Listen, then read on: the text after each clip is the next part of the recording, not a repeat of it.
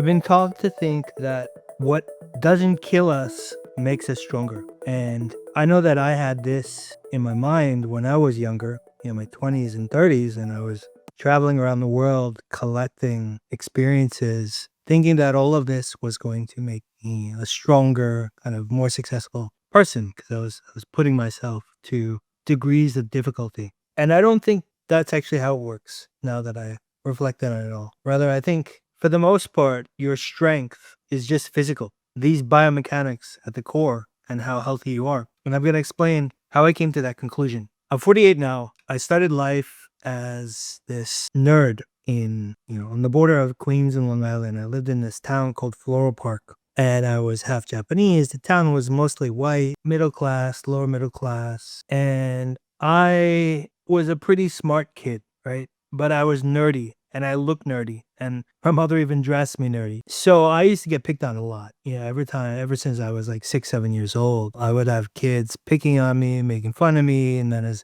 a little bit older, like 10, 11, I had kids waiting for me after school to, fight me or pick on me, make fun of me, put kick me signs on me. And I kind of like didn't enjoy school, right? Like I was smart, it came easy, it was a public school, and I just looked at it as something that needs to be persevered. And so that's how I went through high school. And then like towards the end of high school, I lost weight and I like got more diversified into other things and had more friends. And by the time I was in college, I was I had lost a lot of weight. I was a much better looking person, I'd say. And I evolved, I'd say. Then later, I graduated college and pretty early I took off, left the United States when I was 22, 23 years old, started living in Japan and started living a pretty colorful life. And I was a pretty decent looking guy at that point. I was skinny naturally, was dating people, kind of making up for my high school years where I didn't really date anyone. No one was interested in me. And here I was, 23 years old, living in Japan, Malaysia, Singapore, then China. When I was 25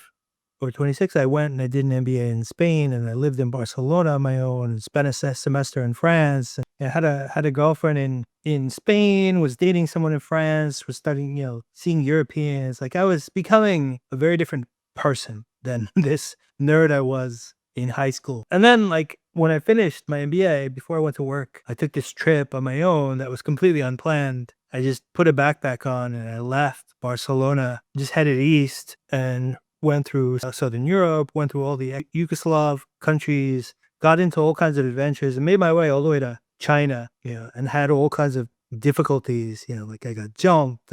I had the taxi mafia of Romania chasing me. I had, this kind of guy in China who got into a street fight with me because he tried to steal money from me. And there are all these funny, interesting incidents that I felt like were like making me a stronger person. Here I was backpacking on my own for months at a time, going on trains, buses, and having these colorful experiences happen to me. And I was like, oh, wow, this is going to make me a stronger person. Or there's something like that. And then I continued. I lived in London for a while and moved to Russia in '06. Russia and Moscow in 2006 was a very exciting, fun place. And me and my friends would go out and have a really fun time, like, till 3 or 4 in the morning, several times a week for years. And so I had this, different type of life. And I lived in Russia, then I lived in Kiev, Ukraine. And then finally I met my wife in Kiev and we moved to Vietnam. And by the time I was in Vietnam, I was in my mid 30s. It was 2014. I thought I was a pretty strong person. I had traveled to about 90 countries. I'd lived in about 12. I'd had friends from so many different places and so many different types of friends. I collected a lot of experience. I thought of myself as a pretty strong person because of that. And then this dental incident happened to me where the dentist drilled my back teeth and I couldn't think and I became a hermit. For months and months, I became this very weak person. Didn't want to go out of the house. Asked my wife to do most things for me. Like anytime we met other people, my wife would engage with them and I would just kind of like hang out in the background because I didn't really want to talk to them. And I became this very weak person. My wife, on the other hand, was this person who was from this relatively small city in Ukraine, never had left Ukraine before. And now, she was the one that was like taking care of both of us in some respects. And me, the globetrotter, who was 8 years older and had all this experience, was the guy who was like the weak, timid one in the background. That came as kind of a rude awakening to my understanding of how the world works. During those years where I was going in circles, like I would get stronger. Not only I would feel better, but like my personality, everything would become stronger. And I come back and then, it screwed up and I go down. I started to see this relationship, like, my personality would evolve as I was healing and then devolve when I got worse. Right. And you could almost like if you were defining me as a person, like you would be seeing these two very different people. And it just like sort of blow me away that I could be these two completely different people in a relatively small span of time. And everything else was more or less equal, right? Like I wasn't trying to be a different person at all. And what I concluded from that, right? And now for the last few years, I'm just improving. And I think that my strength as a person has improved a lot. And a lot of the things that came natural to me earlier are starting to come back and be natural to me again in terms of communication and forming relationships and whatnot. And so I think like the relationship of, like my wife is no longer the one that needs to kind of overshadow us both, right? Like she's become a stronger person, but like I more than hold my own.